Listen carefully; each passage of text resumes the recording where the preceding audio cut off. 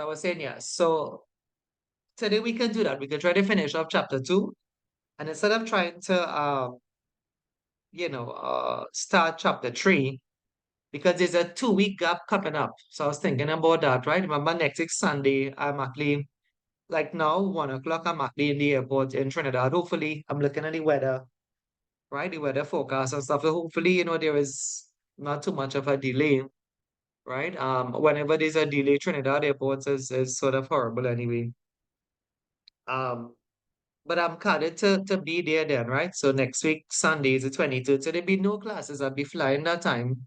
And then the following week, I'm still in Guyana, right? The oil and gas is finishing on Tuesday. But I have a work with a company for that weekend, right? So I sort of did the two things instead of going, coming back to Trinidad and getting back to Guyana. I have a training with a company on the Saturday anyway, right? So that will be, Saturday, Sunday. Sunday didn't have any flights anyway, right? And so at least the flight was gonna lay over in Barbados for like 24 hours. So it is what it is. And so there'll be a lap in or a gap in classes then. So it didn't make sense to me start chapter 3 and leave it hanging there for 2 weeks anyway. I'm not quite sure when I come back, if so Quentin is coming in, if I would have a makeup class maybe on a Wednesday evening. I'm not sure. To me, we didn't need to because I did factor that this trip into the schedule, right? Like to me, I did factor the trip into the schedule, Bill, you're right? more event analyst. Right. And then Like, come on. when I'm That's back, not something it's right? When I'm back, I can't exactly leave again. That one wasn't in, but that one is still in the works, right? But the person who does that for me normally does it well. So it's not too iffy. It's kind of more a go then, right? I may be out in Grenada doing some training as well in July, right? So we'll see how that goes anyway. All right, so please take a note of that. Those of us who could, I see all the cameras are off. If you could put them on during the course of the session itself, right? You can turn it back off if you wanted to, but don't have it off for the whole thing anyway, right? Unless if you're moving about there like Shakti, and he actually have his own on, right? So take a note of that. So next week Sunday, don't be messaging. I will be at the airport. Don't be messaging if we have class. Please, as adults, take a note, right? I'll probably put a reminder on the WhatsApp group, right? For the next 2 weeks, no classes, right? And it's not a vacation, right? Those of us who know me, like you have been to the New Guyana school and you know it's work, right? It's work till 8 o'clock in the night. So when I go, it's actually when I said it's trading till 8 o'clock. By the time I get back to my place of stay, which I'm not sure where it is as yet, um, it's about 9 o'clock in the night, right? So that is a typically working trip anyway. These are work trips anyway, right? To sort of get, the oil and gas program off, right? Anyway, so without any further ado, so I think like a recap. So we would have done last week, and I guess that it's on the WhatsApp group. If you're not in the group, please go on the YouTube channel. You can get it there, right? Put in Shadrach Ayush. I can put it for you now, and you can get it. And it's very convenient, of course, that you'll look back at it, right? So what I should say, maybe we could say that something positive was that the last process result actually came on. Process results is coming very fast, right? Um, one person was referred that I am aware of in Guyana, right? Everybody else passed, right? So remember with this, this is, the real Nibosh. It's not an imitation like how Guyana have T-Bosh, and it's not Cipriani or City and Gills or well, City and Gills is actually good, but it's not Cipriani or Costat or Yui where I could pass you then, right? So how Nibosh operates, they operate with course providers, and I'm one of those, but I'm the only one really in Trinidad for this course, and for some of the other courses have been for the last decade now. This is making about 10 years now. right? With Bosch itself, right? Process safety is not 10 years old. Process safety came out in 2017, and we were the pilot school for it anyway, right? And so please remember, you have to study and, your book, like a lot of times, of course, I know Quentin doesn't have his own, but a lot of times, you know, like people make a clamor for the textbook then, but then at the same time, you don't use it well, once you have it, right?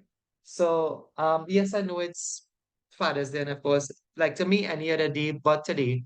But for those who know me, I mentioned to you all that I do everything in one day, right? So I would do some work as I'm doing now.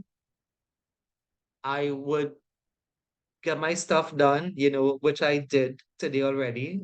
I would take care of myself. I came from the park and whatever have you today. So you could do the same thing, right? A day has a certain amount of hours in it then, right? And if you know you are focused on something, so fine, right? Those of us who want to take a drink, take a drink.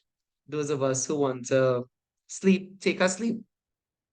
But in that same time, you want to look at a movie, we'll look at a movie, right? That's just an hour and a half, 2 hours at the most, right? But then put in an hour of work, right? And that is what my day is like. People who know me, I said that time, you may think, well, it's nothing great, right? I am no scholar, right? I told you there's somebody in this class that knows me since I'm small, since I was a boy, right? I'm no scholar. My parents are not scholars, but it's all on that sort of discipline road then, right? So you want to pass, but you're not studying. Remember, this is not an open book exam, right? Don't study whole day, but don't drink whole day either, right? Those of us, if you want to go, but whatever is your thing, right? You want to go to church, but don't go to church whole day, right? You want to go to the temple, great. Don't go to the temple whole day. Go and come back and cook and look at your movie, but then put in an hour of work as well. That's how you get it done. Don't make excuses, right? Get it done. Get what you want done, right? And get everything done in the same day, right? Don't say you don't have the time. Those of us today, Sunday, you may have more time today than others, right? But get it done, right? Get it done, get it done, get it done, right? Okay, so as I was saying, we did the different techniques last week. We did HAZOPs, we did ETAs, we did FMEAs. I don't know if you all had time to study, so I'm kind of afraid to ask any question, but I could ask one or two just to kind of get your minds on track, and then we'll continue. Today's work is actually easy, right? It's actually easier than last week work. Um, last week was a kind of technical bit anyway, right? So could I ask, I'm gonna ask still, the accent is also an indicator that you may need to study, right? So if you know it, great. If you don't know it, like do what I tell you to do now. Put in the hour every day. You can't put in an hour, put in 45 minutes, right? Okay. So the first question, right? Of the advanced techniques they have for risk assessment, which one uses guide words? Which technique uses guide words? Anybody have an answer for that one? If you don't know it, it's just an indicator that you need to study too. Which technique uses guide words? Both eye analysis. Okay, both eye. Anybody else? Give it a try. Remember, it's not an open book exam. So all of Has this is okay, the hazard, right? So don't let you just so okay, so the answer is hazard, right? So good answer. Good answer for the bow tie too, but the bow tie doesn't really use a guide word, it uses something else. I'll ask the next question then. So of the risk assessment advanced techniques, which one is both positive or both active and reactive? Which one looks like causes and consequences? Which one uses study causes and consequences? Make a guess. Remember, let me call some names. The female. Okay. We have 13 persons on. I wonder if anybody outside, right? FEMA, FMEA, what is it? The really of FEMA. I think people just say FMEA though, right? Which one uses anybody else for that one? Which one? Let me check with the chat.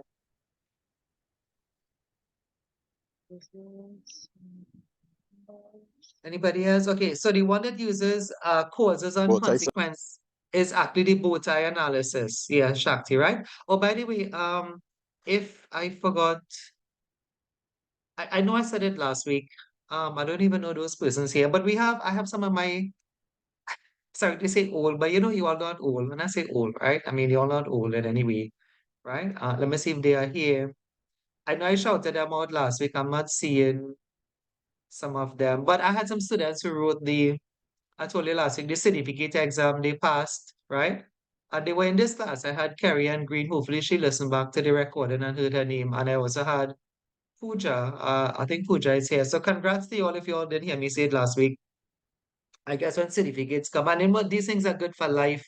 That's why I said these things could change your life, right? So you get the idea, folks. I was telling you all, I have the recording for chapter 3. Like you all didn't have to miss class next week, I could just send you the recording numbers, how much you would have the discipline to sit down and listen to it. We have all the recordings. Thousands. Yeah, I have thousands of recordings, I'm not too sure what I'll do with them. Maybe in the future when I retire, I'll probably put them on Patreon or something. I was trying, it's like a whole file. Remember, it's like all the classes, certificate, diploma, short courses. I'm not too sure what to do with them. Anyway, the point is, I have lesson 3 now. I have chapter 3. I have it on record. I could send it for you next week, Sunday. You don't have to miss Sunday class.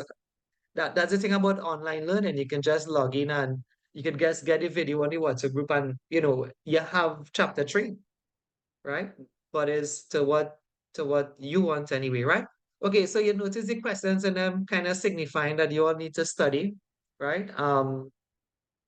And like, is your book, right? Remember this book, these things don't come from Trinidad, right? And it don't come in the bookstore either, right? I am planning for those of us, I am planning to open a bookstore in my building, not the building I'm in now, right? But again, those who know me, you know that I'm starting from scratch, right? Like 15 years ago, I told people I wanted to start my school, but then when you tell people your business, they will come back and say, well, like I thought you say you're gonna start your school, right? That was 15 years ago, right? So like I have plans for a building, which we are actively working on. And I want to start to stock these books in Trinidad for the first time, right? Because these books are and not in any bookstore, none of them, when I said these books, it's not just that. None of the certificate books, none of the diploma books. People can't get these books anyway. But the thing is, some of us have it, right? And these books cost $400. Your money purchase these things, right? So when you get some time, again, if not today, take it up and take a read now, right? Carry to work with you. I used to do that. Well, not this one because remember it's I who bring process safety here. So when I was in my younger days, I didn't have process safety in Trinidad, right? But now process safety is here. All right. So I think I'll take it from here. We can take it from the concept of ALARP. If you want to middle scroll up the page, like I said, it's not too much work today, not too much hard work today, but that doesn't mean it don't have any questions, right? It doesn't matter if it's hard or easy, questions come anyway, right? So if you want to look at it, there's a couple of stuff to run through. We have the concept of ALARP, page 41, for those who have the book. If you don't have the book, just look at the slide. Remember, it's about the same thing anyway. Sometimes you see the slide have much more than what the book have, much more examples and stuff, etc., than the textbook. All right. So this one, right? I mean, like not everything, tends to come, but this is a question that's come, right? The concept of ALARP. Let me read it a bit and then I'll explain. Because I guess today's a kind of day like that, right? We could read and explain. Sometimes I don't, but today's a kind of slow going day, so we could read and explain, right?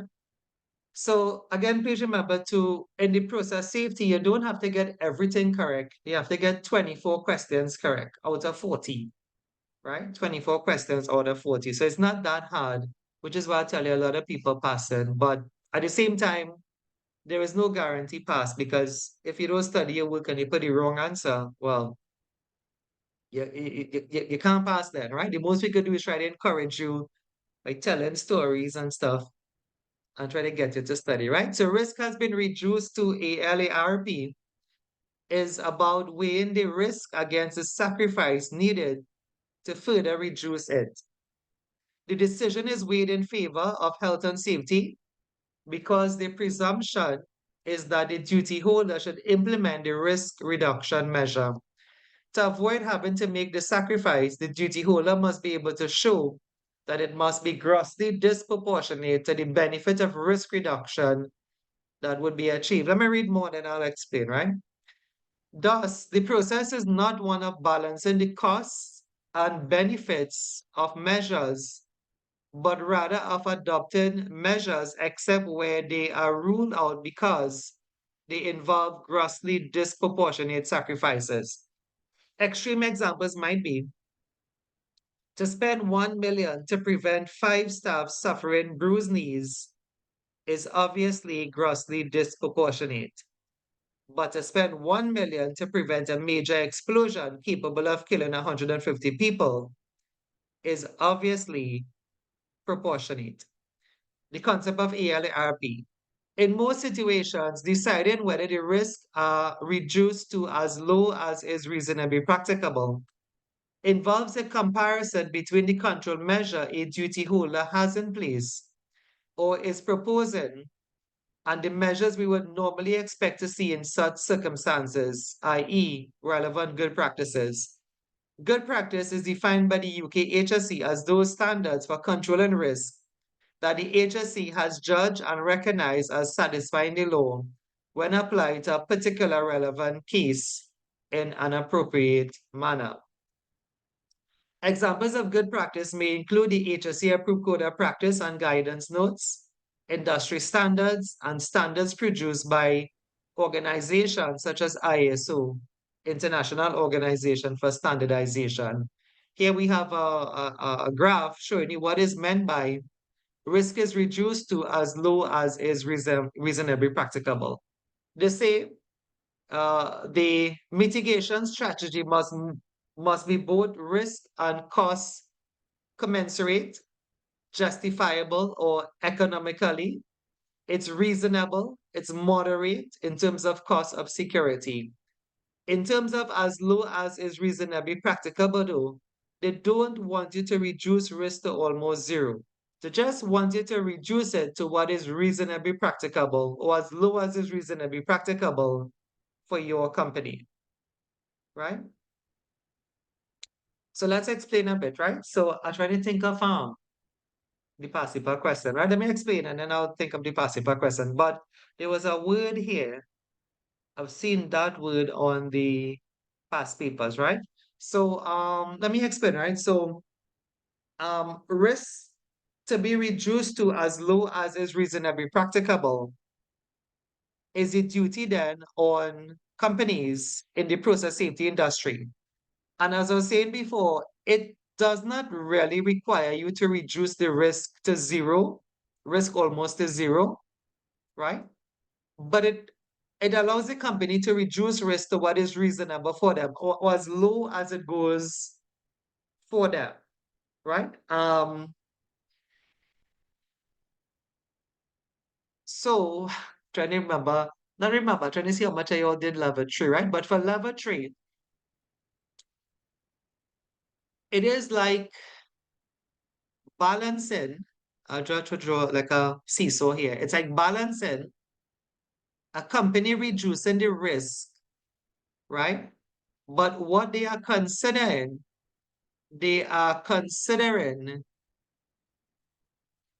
sort of from level 3, the cost, time, and effort it will take to reduce that risk. You can write this down because you can never tell for multiple choice, right? Like they could ask, like in, as low as is reasonably practicable, what must be considered to reduce the risk? And the answer is it's kind of nutter because its process safety is level 4, but from a level 3 perspective, if anybody looking at this video on YouTube and they know what I'm talking about, from the level 3 perspective, you reduce risk to, well, you kind of reduce risk then based on your money and your time and your effort, right? And I'll tie in the level 4 just now, but let's try to kind of remember or understand it from the basic concept first, right? So risk being reduced to as low as is reasonably practicable. See if you see that it's kind of reasonable. Now, reasonable means it's not too strict. Like you can do what is reasonable for your company then based on your company money, your company time, and the effort it will take to reduce the risk. As low as is reasonably practicable talks about it being moderate and not too expensive, right? So this is as low as is reasonably practicable here. Are you all understanding it a bit? So a company, an employer would reduce risk, not to put the company out of business then. They wouldn't spend all the money to reduce risk and the company goes out of business. It cannot be grossly disproportionate then. And that is what I was trying to say. I think I saw that in a passage, but they say risk must be reduced, but it cannot be grossly disproportionate. You can't ask the employer. Let me give you some examples, and I'll give you some household examples just now, right? So, like if the lunchroom has, I'll just make it up an example. If the lunchroom has like a leaking refrigerator, the workers cannot ask for a brand new lunchroom because it's not reasonable then. You understand that you can't say, well, because there's a leaking refrigerator, we want a new lunchroom. That doesn't make sense. It's not reasonable. It's not moderate. It's going to be seen to be too expensive. What could be done? Well, what is reasonable is that you could fix the leaking refrigerator, or you can ask for a new refrigerator. That is going to involve costs. It's going to involve time and it's going to involve effort, right? But it's not going to be too unreasonable. You think you understand that a bit? If you had said to purchase construct a new lunchroom, it's going to be too expensive then. So in that case, that is disproportionate. The control is too much for what the risk is. Tell me if you understand it a bit. Talk to me a bit. Father's Day, right? You think you're understanding it? Reasonably practicable, or as low as is reasonably practicable, has the word reasonable in it. So it's going to cost some money. It's going to take some time. It's going to take some effort, but it's not too far out there then where you have to go too far or disproportionate or spend $1 million then to make a new lunchroom when the issue was a leaking refrigerator. Tell me what you think if you're understanding it a bit. If not, I'll start to call some names. Okay, you all have your camera off. I don't know if you're sleeping, cooking. You'll get to sleep and cook just now. I have to cook today too, right? Tell me what you think. You think you're understanding this a bit? What do you say? Kamini, Yes, I Daniil, think I Quinton, understand. right? So okay, like I was saying I could give you some household examples, right? So it kind of is like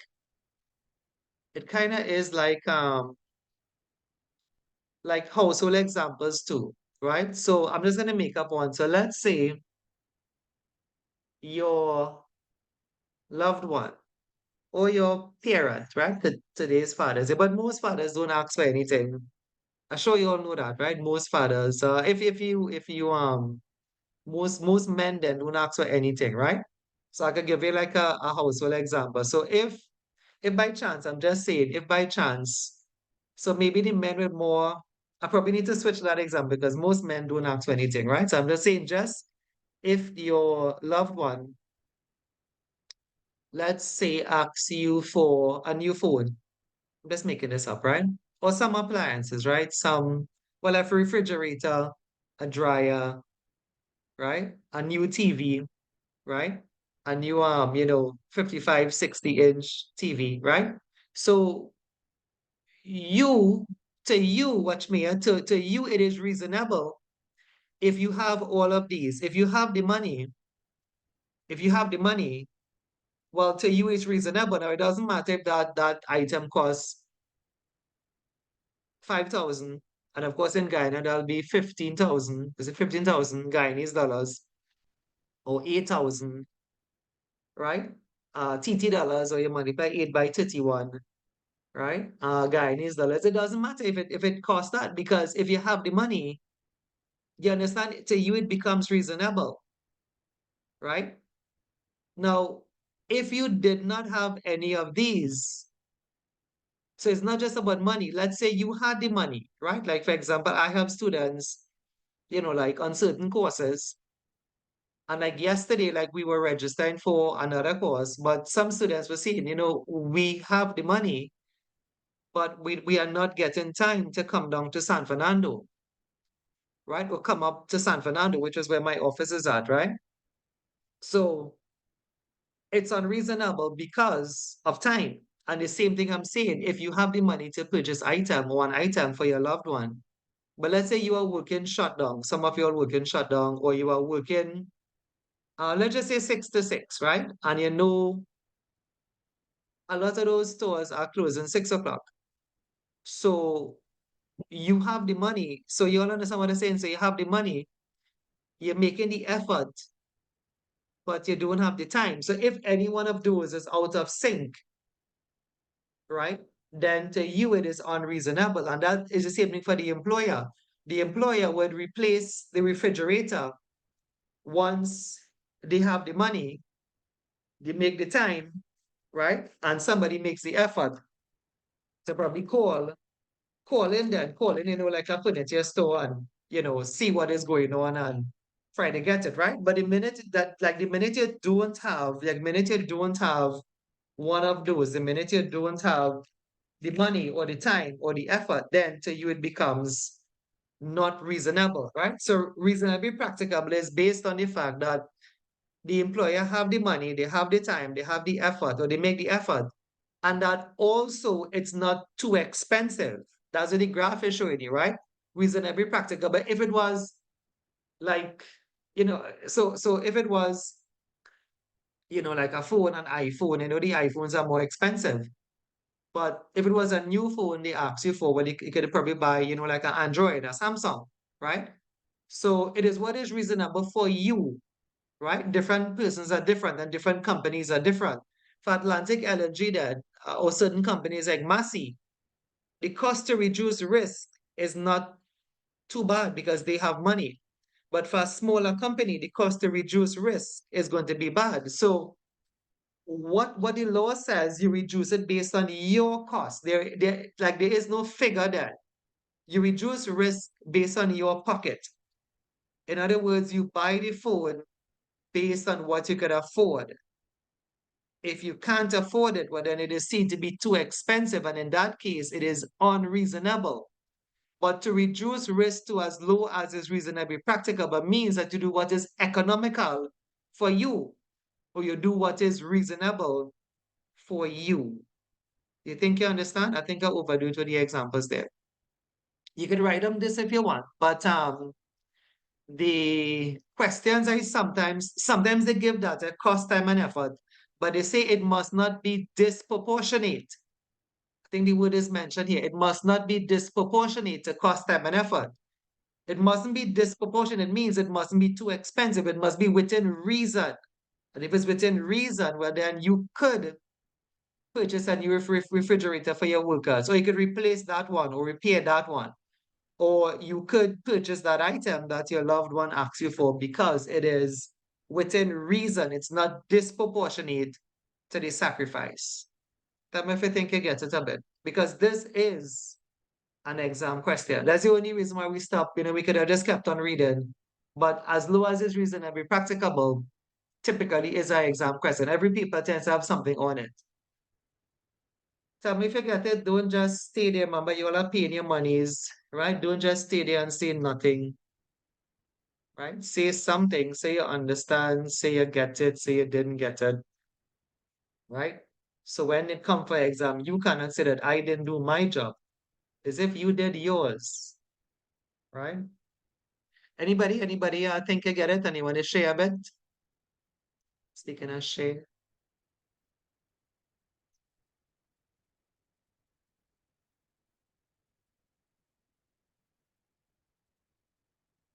nobody. Right, Okay. sir. I just got back on, Yeah. right?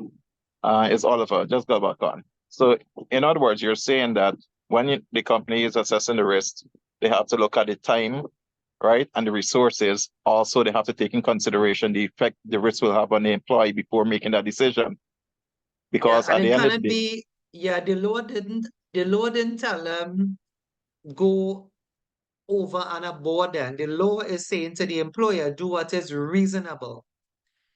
You understand? So this is why they were saying to spend $1 million to prevent five staff is kind of gross, it's disproportionate. The company will say, well, we don't have money to, like, we can do something else about the employees if they were required to, for some strange reason, be cleaning, and have their knees affected. Maybe we could buy a mop or a long-handled broom or something. So we didn't have to, you know, put an expensive control and you could put a cheaper control. Think I get it a bit? yes, sir, fully Yeah, understand. Thank you. yeah, yeah. So that's what, so like the Oshak then, Guyana. Hey, by the way, did you all see that? I posted it on the group this morning. I think there was a death in Guyana.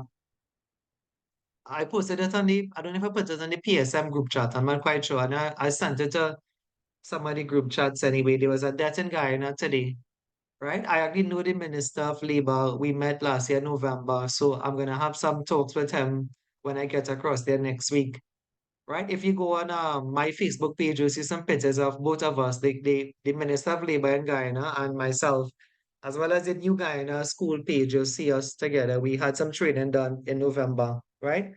But yeah, I mean, folks in Guyana, when you all get through, you can apply to be an USH inspector, right? I know a couple of people inside. I already know where the building is. I walk by that building whenever I'm in Georgetown.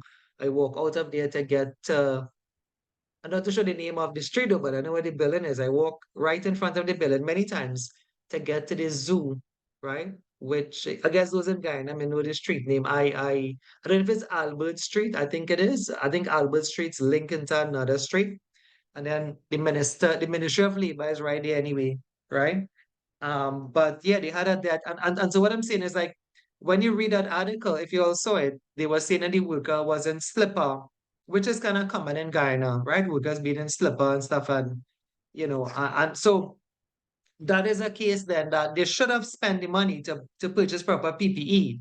But Guyana culture, like for those of us in Trinidad, and there are companies that are in Trinidad where workers wouldn't like, just yesterday, just to be honest, just yesterday, I had some work doing by me at the office, and the electrician didn't have on anything. And I asked him, so where is your PPE? Where is your glove? And where is your step ladder? And where is your glasses and stuff like that? Because he was drilling the wall, and I asked him, and he is a student. So it's not just Guyana. So don't just feel it's Guyana. It's exactly in Trinidad too, where workers are sort of not in proper PPE then, right? And that's what I'm saying is that is not an expensive thing to purchase. Safety glasses is not expensive.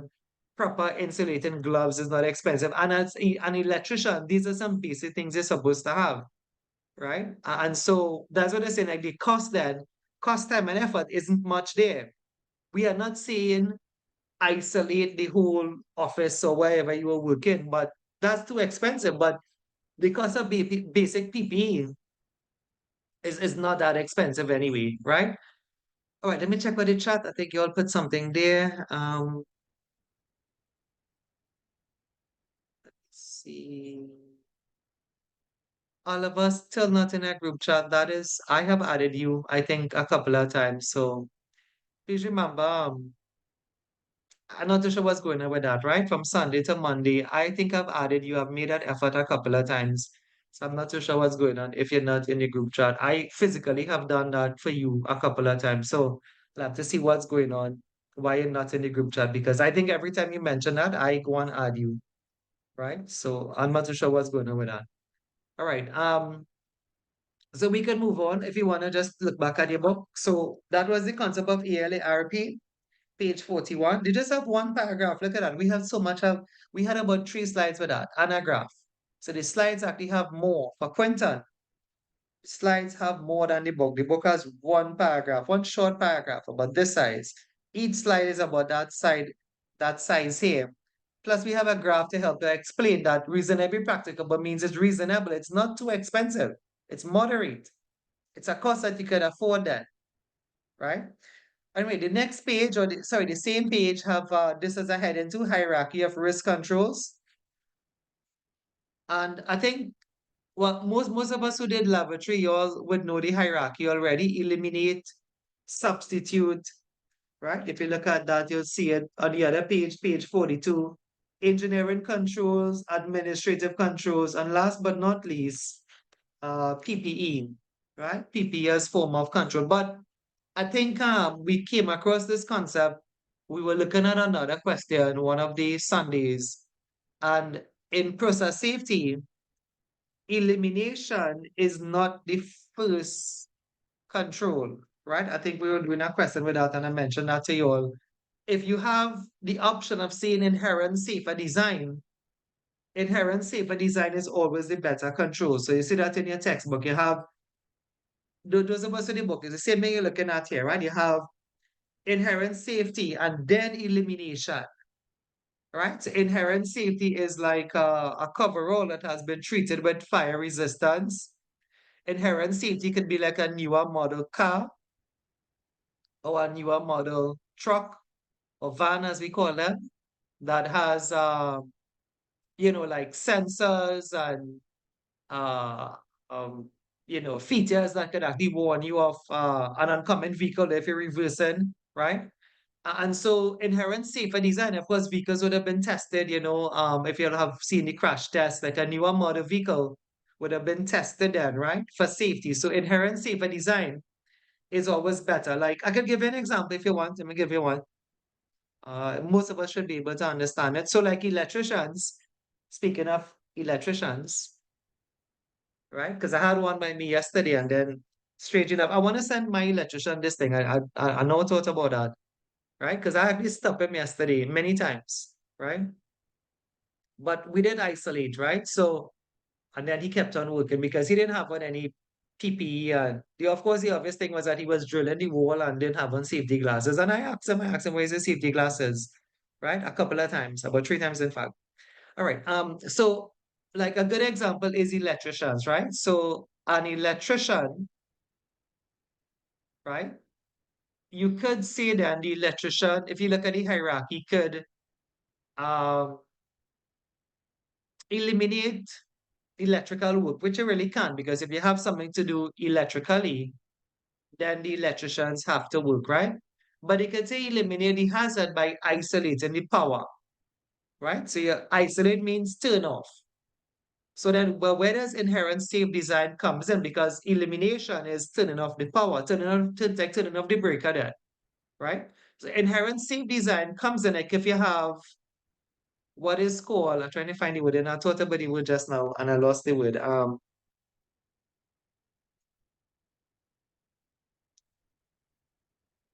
already did lost the word. But the concept of the word is that the tool that you're using is like a insulated tool then, right? If you look at the book, they do cover this. It's called like a tool that is quoted for electricity. They have certain ratings on them there.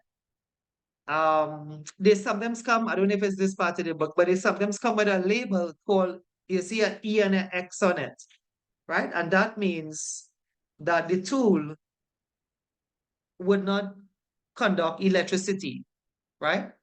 So that's inherent safe design. So yes, there are screwdrivers, there are spanners, there are what again? Mostly screwdrivers, right? But screwdrivers, spanners, pliers, right? That are electrically neutral then. So what that means is that if by some weird chance someone had turned on the breaker, if you were using electrically neutral tools, right, you still wouldn't get shot, even if you didn't have on PPE. So that's an example of tools that are electrically safe, or they are safer by design, right? Now I know the proper name for them, but if I call the name, like, So just a quick one, right? yeah, Where I work, that actually falls under a control measure to have the electrically, the neutral. intrinsically safe tools, That's right? the word, So, that's the word. Intrinsically right, safe, yes, intrinsically yeah, safe. But the yeah, elimination for us would have been, in terms of design, would have been to design the system with isolators. So it's not very like you good. have to take off a whole main breaker for a building to change a Yeah, bulb. It yeah, designed with a breaker for every floor. So that is yeah. how we would have looked at it as design, and the tools you physically use would be one of the control measures to actually Yeah. get the job done. Yeah, that would work. I think they call them type E and type N tools because we know them from the diploma level. And type N means electrically neutral, right? But that's a good example there, right? So if you ever see, we did see a question like this. Those of us in the book, if not, I can hold it up for you. It's the same thing there. If you ever see the hierarchy, just have to hold it like this. So those of us who can see the hierarchy there, right? If you ever see a hierarchy, if you can see it, like the hierarchy for process safety then always starts off with inherent, I don't know if you can see because the book block in my view, right? But it always starts off, but anyway, it's on this slide, right? I mean, it always starts off with inherent safety, or safety by design first and then elimination. And that's something you learn from level 4. You really don't learn that in level 3. At level 3, we say elimination is first, but if you look at the hierarchy there, elimination is not first. Inherent safe design or safety design is first, and then eliminate and then substitute, etc. So look at right here, in case, again, I tell you all sometimes, right? For those, I know I have a couple of students in Guyana who didn't get their books. I'm coming across with books. I have a lot of books to bring. I have books to bring for process, I have books to bring for environmental. I'd have to find a way to put them in the suitcase, right? I'll have to find, I have books to bring for certificate, right? But it right here now, what I said, it doesn't take more to see it here. It takes the same thing, right? So the same statement is made here. The highest priority must be given to inherent safer design and measures to prevent and control major accident hazard, right? Inherent safety, let me read it out. Inherent safety is a concept particularly used in the chemical and process industry.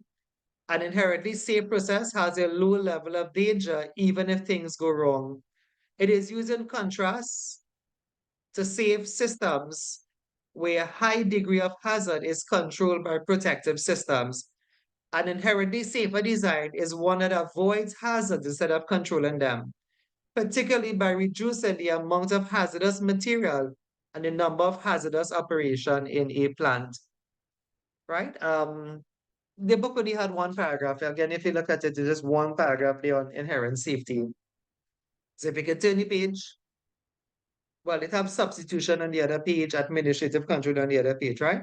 So the next thing, the next big thing here, 2.3 is asset management. You see the time is 10 to 2, right? So let me try to speed up a bit. So asset management, I don't want this to be hanging. I want us to finish this chapter today, right? So asset management, I'll read and then explain, right? So assets must perform effectively and efficiently to ensure safe and reliable operations and achieve your objectives. So assets is all the equipment, in case you don't know, right? All the equipment, all your valves, all your vehicles, all your motors, all your, like whatever, your fire extinguishers, smoke detectors, whatever, right? Asset integrity management ensures you have the business processes, system, tools, competence, and resources you need to ensure integrity throughout the asset life cycle. Life cycle ranges from design to commissioning. Let me read again. Integrity is standard best at the design stage and should include designing for maintainability and ease of inspection, there can be serious consequences for failing to manage the integrity of assets. Think of any piece of equipment you're familiar with. If you want a vehicle, a forklift, a motor, right? Something at home, your phone is, part of an asset as well. These can include fire, explosion, gas release, fugitive emission, and chemical leaks. Plant and equipment must therefore be selected at the design stage that are suitable for the operating environment. Asset integrity should be maintained throughout the life of the process plant and equipment, something called life cycle analysis. This can be done by proper inspections and testing, as well as maintenance regime throughout the life of the equipment, right? Or based on the following: manufacturer's instructions, legal requirements, audit recertification or finance, or if your risk assessment or hazard said it must be inspected. The data management of asset begins at the early design stages and can include design data, asset registers, as-built drawings, inspection and maintenance plan for that piece of equipment, operating manuals, functioning goals and acceptance criteria or performance standards for the piece of equipment. Any changes to documentation or any changes to the equipment must be documented.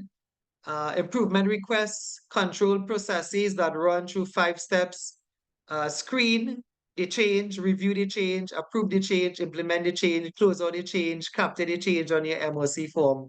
Think about the maintenance history of your product, inspections, audit findings, recommendations, inspections, audit, track your records, right? Maintenance and testing strategies available, plan preventative maintenance, conditioning maintenance, or breakdown maintenance. Okay, so let's explain a bit. So an asset register or asset management, if some of us work in the companies, you know what this is. So it's like all your equipment you have on a spreadsheet. That is what asset management is. All your equipment on a spreadsheet, right? And they give somebody to manage it. Like the safety may have to manage it. I did it at Massey, right?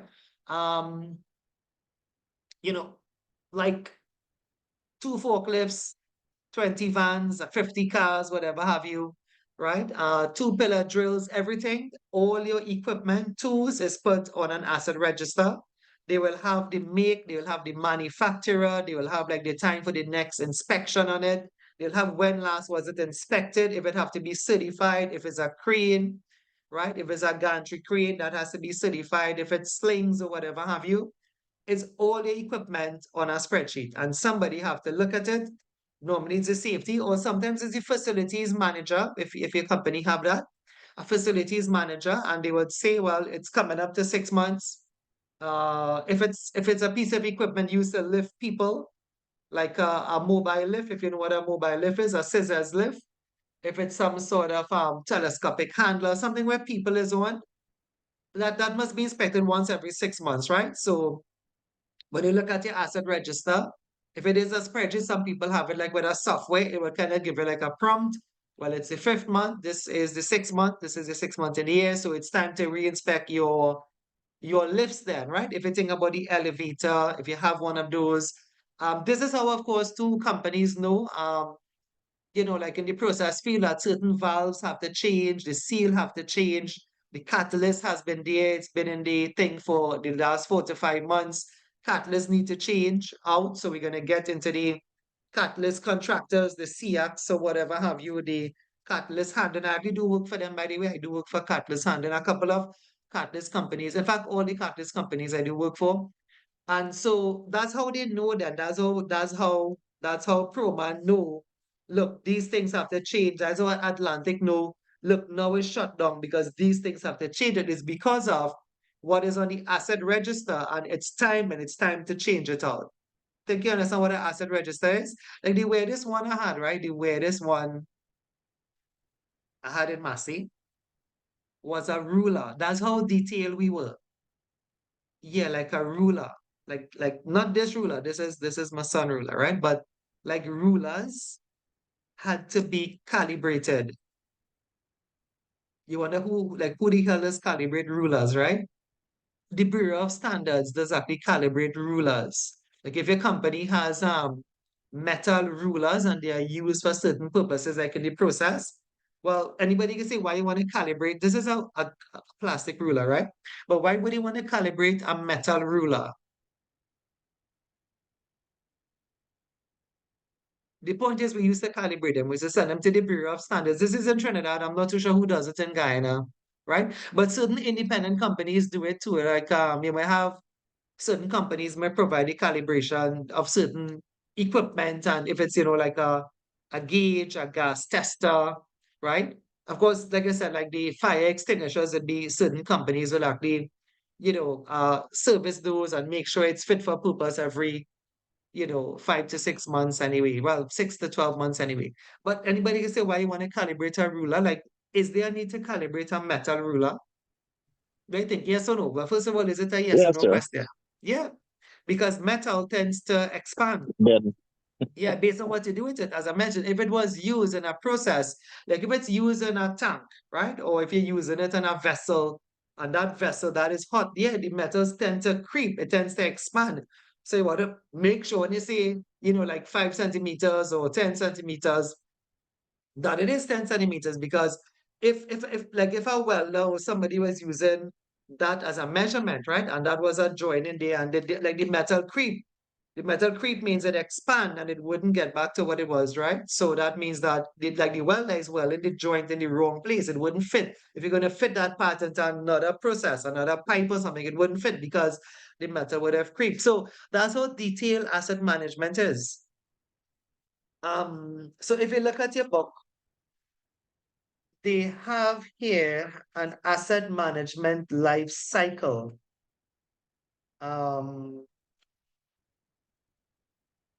So it begins at design. I don't know if anybody want to write it down. Those who don't have the book, it's kind of the same thing here, but you can write it down. They said there was 6 stages in the asset integrity life cycle, page 44. Now, I have not seen this question, but remember, I am not Nostradamus. I'm not in the predicting business. I have a brother that does that. Yeah. But I'm not in the predicting or prophecy business now, right? So my job is to teach. So I cannot tell you that not because it didn't come, it means it wouldn't come. My thing is to tell you to learn it, right? I think it's a good question, but I don't think I've seen all the 6 steps. I think the question is easy. I think what I have seen is like, at what stage should asset management begin? And the answer is always the design stage, right? It's not as if I've seen all 6 steps, but you study, because I am not in the Nostradamus business, right? I'll leave that to the seers of the world, right? If you writing it down, I just call it all 6. So the asset management life cycle begins at the design stage. That's number 1, design. Those of us in the book, you don't have to write it. You can just watch it, right? Step 2 is procurement. So in purchasing, you purchase something that is good there. If you think about maybe purchasing something at a furniture store, so you may pay a couple dollars more or $1,000 more, because everything in Guyana starts at $1,000, right? Anything good then starts at $1,000, which is just about 30 TT, right? So procurement, so you pay a bit more, so you get like a energy efficient one, or you get one that has a longer life to it. So procurement, right? All of this is step 2, right? Procurement. The next thing, this is still step 2. Construction, installation, and testing. All of that is step 2. As I mentioned again, I have not seen this question, but I just doing my job, which is to teach, right?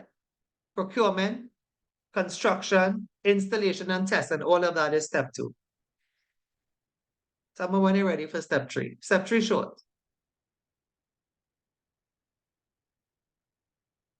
Tell me when you're ready. Yeah?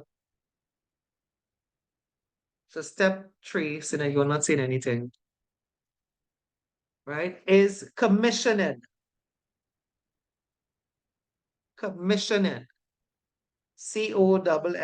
COMMISSIONING. Commissioning.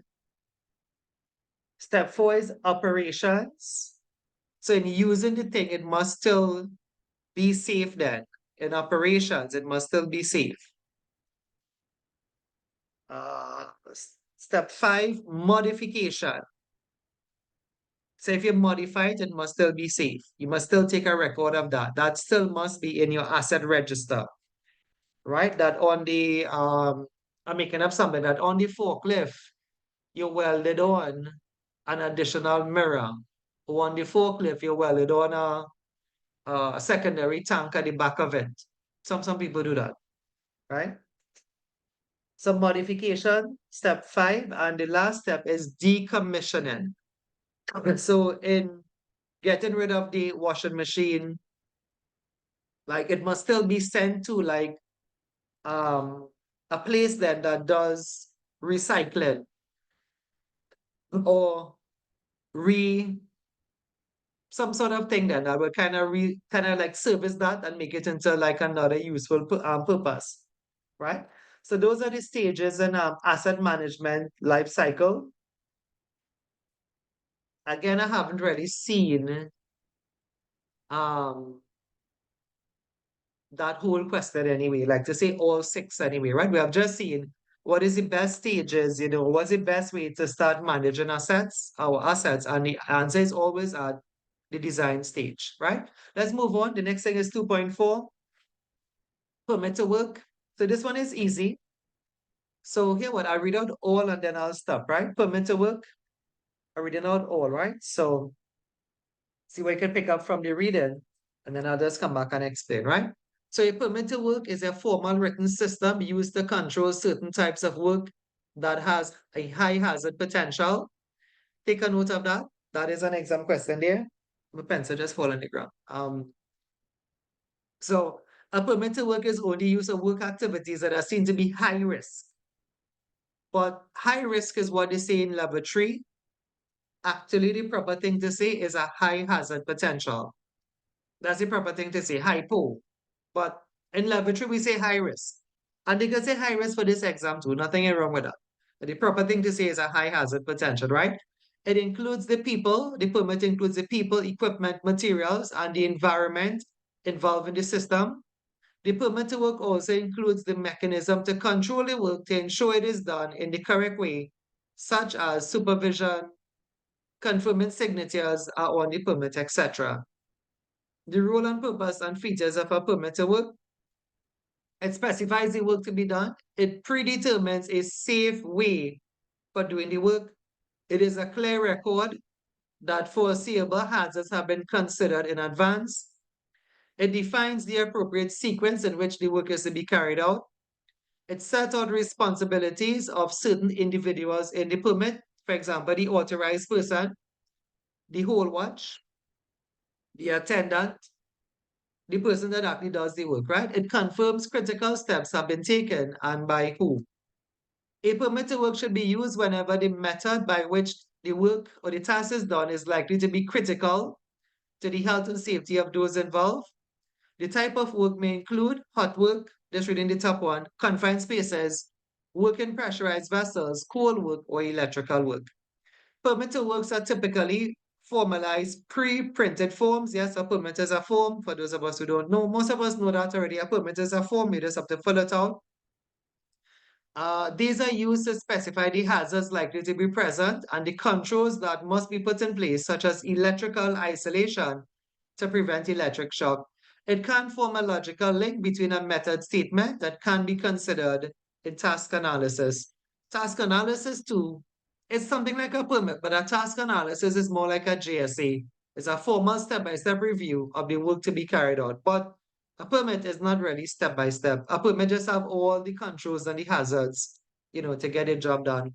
The operation of a permit would involve ensuring the proper authorization of the specified work, confirmation of the identity, nature, timing, and extent and limitations of the work, establishing criteria to be considered when identifying hazards and what they are, confirming that hazards have been removed where possible, confirming or confirmation that work has been started, suspended, conducted, and finished safely. Operations is the heading here.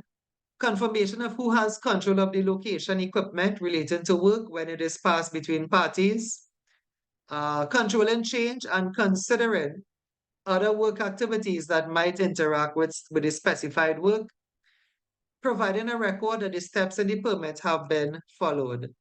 So some persons in a permit or some key holders in a permit include the permit issuer. That persons ensure that the permit to work are written correctly, specifying all the necessary risk control terms and conditions that are applicable to the type of work being completed. Another person in a permit who takes on that role is the permit receiver. This is one of the persons who's actually doing the work. Ensure that she is knowledgeable about and understands fully the hazards and risks that are associated with the work that is being completed. A competent person is somebody again on a permit, somebody that's adequately qualified, suitably trained, and with sufficient experience to safely perform work as outlined, without or with only a minimum degree of supervision. A gas tester could be somebody on a permit. A gas tester is a person who is trained, competent, and authorized to use gas testing instruments to measure gas concentrations in an area where people and equipment will be working and determine whether the atmospheric conditions are safe for doing the work. Features of a permit. The key features of a permit includes the scope of work will be on the permit, the duration of work will be on the permit, the known hazards. You need to isolate. Isolate is one of the headings on a permit. Lockout, tag out.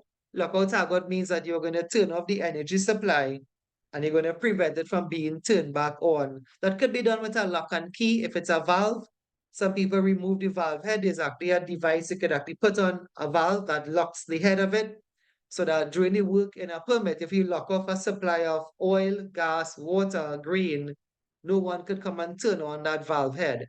It's been locked out and tagged out then, right? So that's actually a device.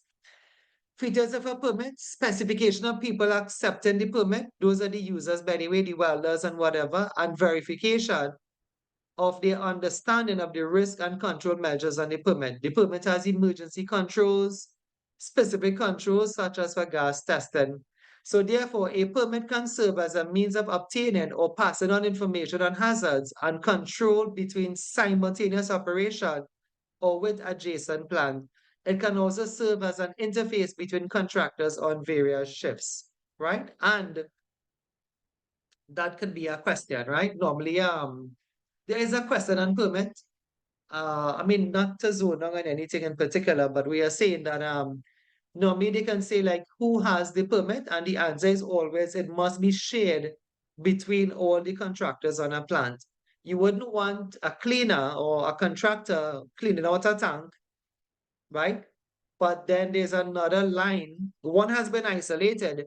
There's another line, like in a manifold system, that some other contractor could put on that. If another contractor is on site, right? All the contractors must have a copy of the permit saying that we are going to be cleaning out this tank, and during that time, or this vessel, no one should put on any of the valves, right? If, like I said, because plants are so huge, sometimes it's like a manifold system. A manifold system is like a series of pipelines. So they may have isolated the main one, but they may have been a secondary line, right? So all of those, once the work is going on, copies of the permit, any adjacent work, any other subcontractor, even if they are far off, but the line is leading to your vessel, the line, that pipeline, that adjacent contractor, all adjacent work must be stopped once the person is in that vessel anyway. Of course, we know these things did not happen here in Trinidad. Of course, we all know the story, and we had a couple of deaths out of it, right? I'm going into straight into safe shift handover. I told you I wanted to finish. I don't think there's anything there that I could add to permit to work, given the fact that I wrote these PowerPoints anyway. So we can go straight into safe shift handover. After this is contractor management, and we will be finished with chapter 2, right? So safe shift handover, every second accidents or incidents in the industry is due to communication errors during shift change. Analyzing accident reports, scientists have discovered the following. In 4 of 5 cases studied, written notes were in part at the root of the accident because they were either misunderstood during the shift handover change or simply not passed along at all, right? So shift handover in the petrochemical industry are everyday activities, right? The goal is that you want to transfer from one shift what is happening to the other shift. It's the reliable and complete transmission of all relevant information needed by the subsequent incoming team or incoming shift. Efficiency means effective communication, zero accidents. But a lot of accidents have happened because the incoming shift didn't know, right? I think just yesterday somebody was telling me one like that. Right? But if you all know there are famous disasters in the world, one of them is Piper Alpha. I wouldn't share too much on it, but Piper Alpha was an offshore platform that, exploded, caught a fire and exploded, killed 167 people, I believe. And the reason was that the difference in shift that one of the shift blank off a line, right? So they took off a line and they put a blank at the end of it. Because they screw on that anyway, right? And they didn't pass on that information to like the night shift. In the night, there were two lines then, right? So in the night, the good line stopped working, but the night shift didn't know the other line had been blanked off then, had been cut. When I say cut and cap, right? So as luck would have it, like I said, the only good working pipeline, stopped working. So the night shift had no idea that the other line was capped, right? Or blank.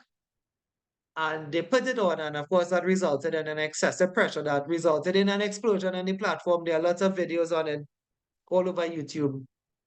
And as I said, 167 people actually died, right? And all because of the information wasn't passed on from one shift to another shift, right? So effective communication is best done in a two-way system with both participants taking joint responsibility. Participants, despite being from different technical backgrounds who are technically astute, they must also know how to talk. They must also be effective communicators, right? Handover meetings are usually formal and structured. Most experts recommend discussing the various topics in order of relevance to take account of the falling attention span of people, especially those shift workers who just are coming off from a 12-hour shift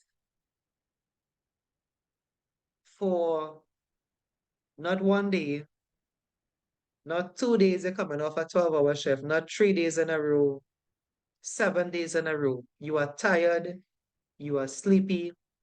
All you want to do is go home and sleep, right? But you have a shift handover meeting. Have you all ever been in them? I know probably Alim and them have been in them. Have anybody ever been in these kind of things? Or just imagine what I'm telling you. Imagine what I'm telling you, right? Because I have been in some of them and I have seen workers come in. I'm sure Alim can tell you a story. Those of us in the plant can tell you stories, right? The workers come in and they want to take part in them. But you see, when you take workers, right? I'm gonna say, well, my experience has been with males, right? I mean, so I would say men, but in the field today, you have men and women, of course.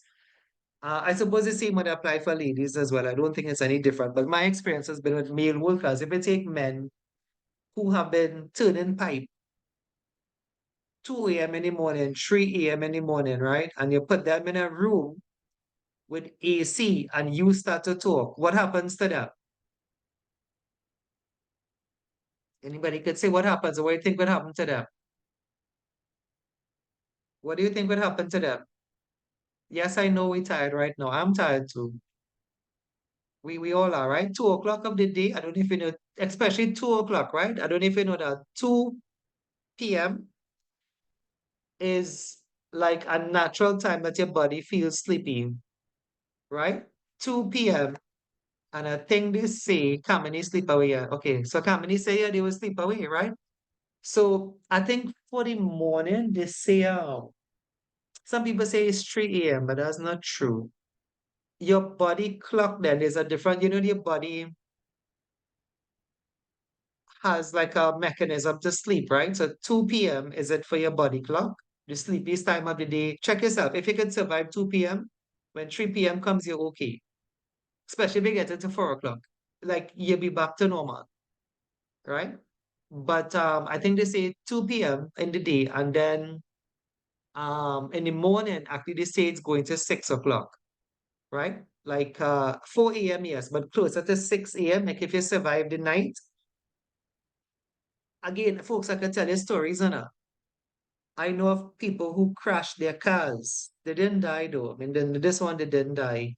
But workers who work shut down, two of them, I know two of them, right? Workers who work shut down and survive the night, and then 6 o'clock you're trying to get home and you fall asleep.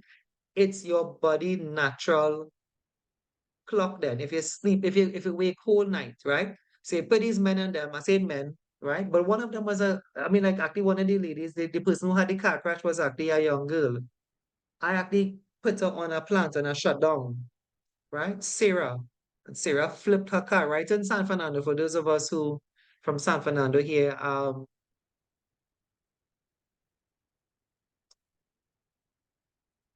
trying to remember. I mean, the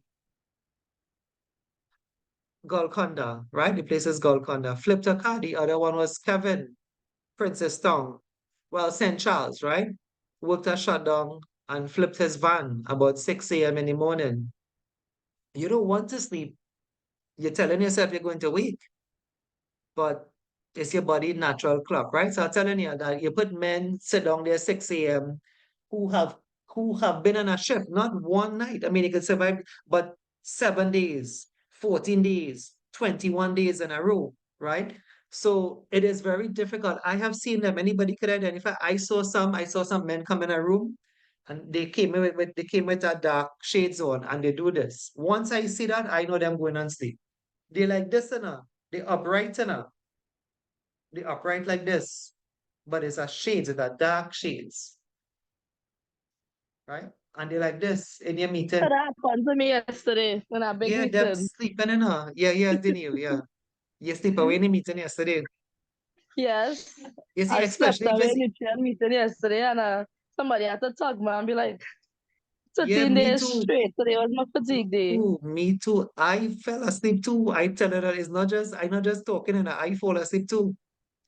I remember I fall asleep. I fall asleep on yeah. Unlike you, Daniel, unlike you, they left me to sleep.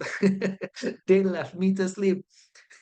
Right? No, like what I mean, they left me, they didn't leave me to sleep enough, but nobody shake me. But I catch myself, when I catch myself, I see after one, right? You know what that was, anyway, right? So see after 1 a.m. anyway. But in some shutdowns, I think you all know, it have a time they could like different people in a shutdown, like the workers take a nap then. Like different people like they will allow you.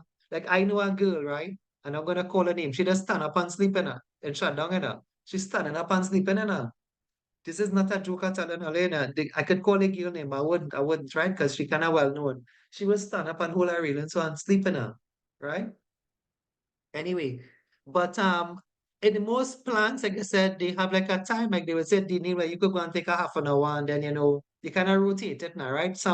Of course, this is not, something the company want, but it's just something the workers understand. The workers understand, like you could, like if you work amongst yourself now, like you could take a half an hour here, take a half an hour there, take an hour here, there, etc. Right? It's not something that the company is in favor of. But I'm saying that the workers kind of work out then when they could take a nap anyway, right? Rennie, like you have a similar story. I saw Rennie came in. Always, sir, always, always. Right now, I'm just beat right now. I've Yeah, been I know going it is. 7 days, 12 Yeah, hours. yeah. That's what I'm telling you. Shift handover is not the easiest thing, right? But anyway, just to get back to the exam question here, right? But they say that to take account of the falling attention span of the workers, especially those who have been working for 12 hours, right? So anyway, so the way they do this, right? Let me just get to the exam question. So the way they do this is with something called redundancy. What is redundancy? Redundancy is doing the same thing with a different means there. So how could you capture the attention, remember, in an incoming shift? Let's say something happened in the night really, or something happened in the day, in which like there was an increase in pressure, or you did really blank off a line with ammonia. This is a true one, I'm telling you, right? So the ammonia concentration was picked up to be too high, or when you isolated the line, there was still some ammonia in there then, right? So if the incoming shift go to take off that blank, the color from the line though. Remember, the line still is charged, it still have ammonia in it, right? So you need to inform the incoming shift. So how do you do that? What they say, you have to use, let me just break this slide down. You have to use 3 means of communication, right? One of which is like verbal face-to-face, right? Another form you could use is actually written communication. And the last and most important one is actually a physical walk down. You could actually physically walk down with the incoming shift supervisor, and you can get a demonstration that this line has been capped, or this is the valve that, had a play on the head, or this is the sensor, or this is the gauge that said the level in the tank is 9 feet. But when we check with the rod, we check with the gauge rod saying 10 feet. So something wrong with the gauge, or something wrong with the sensor then, or that sort of level gauge on your tank, right? So when you manually check the tank, you're seeing 10 feet, but the level gauge, saying 9 feet, right? So you let the incoming shift. You understand that? Redundancy means, if you can look at it face to face, verbal and written communication, right? But then you also do a physical walk. Because if you tell somebody, okay, look, the level gauge on the tank reading wrong. We checked it out last night and it seemed to have some kind of malfunction. When the gaugers went up and checked the tank or whatever, whenever you did your physical check, one reading saying 10 feet and another reading saying 9 feet, right? So you'll be aware of that. Don't overfill the vessel because, it could cause a spill or some kind of back pressure, right? So the way for doing that is verbal and written, but then remember the person's sleepy. But if you take them and they carry them and you show them, look, this is the valve that, or this is the thing that have a malfunction in it, they wouldn't forget then. In the night shift, when it's a night shift again, somebody saying, well, I think the tank could hold some more fuel. And they say, no, the level gauge is incorrect. They picked it up last night, right? The level gauge need to change, but it picked up last night that it said given a wrong reading. Manually send up a gauge and check and see, and you'll see it's actually 10 feet. So the tank is actually full, even though the gauge is saying 9 feet. Think you understand that? So I'll say it again. The best answer for shift handover is not verbal and is not written. The best way to get a shift handover done is with a physical demonstration of what you say has happened. You let the incoming shift see that, and that's what they call redundancy. Redundancy and diversity in the exchange media, right? Different forms of communication, right? So did you all take a note of that? Physical demonstration is the best answer, right? So in the refining industry, control room and field operators document their daily activities using shift log. At shift change, these logs are an important part of the shift handover process. Example of the pitfalls of not following a structured approach for shift handover, evident through recent history. Case in point is on the 6th of July 1988, a large fire and explosion in the Piper Alpha platform, offshore platform, killed 160, but they say 67, right? This one saying 65, and completely destroyed the facility. So shift handover, you could find that for you. I think I would leave this because reading will put you to sleep, giving you a state of sleepiness anyway, right? So best achieve using what I said, which is a physical demonstration. And a shift handover is actually a form. You could actually follow the thing on the form. Don't rely on word of mouth. That's what they say, verbal communication, a written form, and a physical demonstration. But the best one is going to be a physical demonstration. If they say all of the above, it may be all of the above, because remember, it's multiple choice. What's the best way to do a shift handover? Verbal, written, physical demonstration. But if they say, which is the best out of the 3, or they give you another one too, right? So they give you a physical demonstration, verbal, written, maybe something like a risk assessment. The best is going to be a physical demonstration, right? Last one, so I think I'll just explain, right? So contractors must be managed throughout the different, yeah, no, it's just about 24 minutes past, right? Contractors must be managed through the different stages of the work that they are doing, and that's what you see here. Many categories of contract labor may be present at job sites, especially when you're doing shutdown. That's what this note says, right? So the best way to manage contractors, you have different types of contractors: safety contractors, hot work contractors, transport contractors, certified gas testing contractors. Safety is being, provided by the plant, right? So the best way to manage contractors is three levels. You have selecting the contractor while the contractor is doing their work, and then when the contractors finish their work, right? That's the best way to manage contractors, right? Before work, during work, and after work. That's the best way to manage contractors, right? So typically, sometimes I've seen for exam, what they ask like what documents then could be needed, or then they could give you the documents and say where the documents fall in a contractor management. So if you're hiring a contractor, you want to see like their method statement, their risk assessments, their permit to work. Do they have rules of, drug testing? Do they have certificates, right? Do they have insurance? All of those things, right? So sometimes you can get it from the documents, right? If you see something like a license recommendation from a past client, well, then that could be you will kind of want to manage the contractors before you hire them, right? So you're trying to get like who they did work for, right? Like who were their references then. Once they're working for you, you can actually check out their permits, look at them, look at any accident investigation, audit any, documents they have, right? Look at the workers, are they doing toolbox meetings? Do they keep on developing their competence? Of course, if it's shutdown, it mightn't be that. Shutdown is just work, right? Do they capture any plan change, modification, etc., right? Do they meet your desired outcome? Do they, record lagging indicators, leading indicators?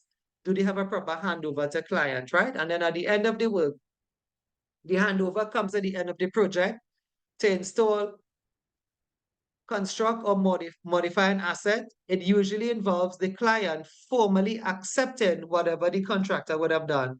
The work area, if it was cleaned, the relevant information from the contractor. The handover process should ensure that the client is confident their new asset is ready and safe for use, and they are able to operate, manage, and maintain it. I just take into the reading, just 2 more slides, right? Contractor responsibilities to client. You need to give back to the client the names and details of duty holders involved in the project. Any designs you had, any calculations and specification that was done, as installed or as built drawings that you did, which was your scope of work, you need to hand that back to the client. Any manufacturer's data sheets and declaration of conformity, something from the UK there. Operation and maintenance instruction. Commissioning test results. Was it a tank? Did you pressure test that tank? Was it a vessel that you worked on? Right? All of your findings then, all of what you did, the results must be given back to the client. Records of inspections or test witnesses or witnessing. Details of any training or instructions delivered. And the last one here, second to last, sorry. Written schemes of examination for pressure systems or lifting equipment, new or revised arrangements and risk assessment for using, maintaining, or managing the asset relating to the management of containment failure. Maintenance detail, third-party approvals, fire officers, insurers, billing control, schedule of keys, whatever the contractor did have to be given back, right? So whatever you were doing, if you were, the contract was building a chemical shed, or the contractors was cleaning a tank, whatever testing they did, all of the results and stuff have to be given back to the client. Because it is what we did. We pressure test the tank with water. It was holding so much of PSIs, right? Or it was a building that you constructed, we got it fire approved. The fire officers have given, the all clear, right? We kind of saw that this insurer to kind of ensure that part of the building. These are your keys to open the lock to that part of the building. Schedules of tools, keys, equipment to be passed over and hand over, right? And that's a wrap for this one, right? So just 1 minute to spare. I guess we didn't get to the past papers, right? That's how it is. And that's what I tell you, I was contemplating if to give you a PowerPoint 3, but it looked like I made the right decision. I did not decide to give you because this was sufficient. I kind of thought it would have been. But I had an idea maybe we could have finished before. But how the work went is how it went. And it did not finish. We finished just in time, right? Exactly how we were supposed to finish. All right, so I'll stop the recording here.